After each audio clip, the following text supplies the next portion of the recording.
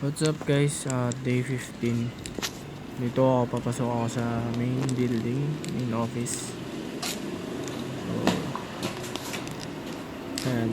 Check this out na lang. Dito na ako sa loob. Lobby. Ito lang yung time na nakapag-vlog ako sa day 15 guys.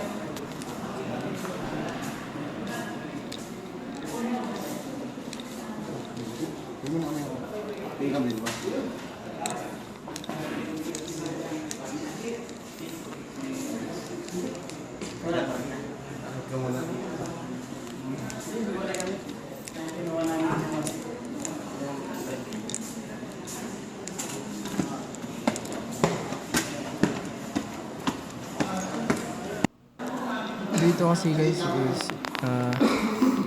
papasa namin yung in-encode ko sa supervisor niya. So nabasa naman yun sir.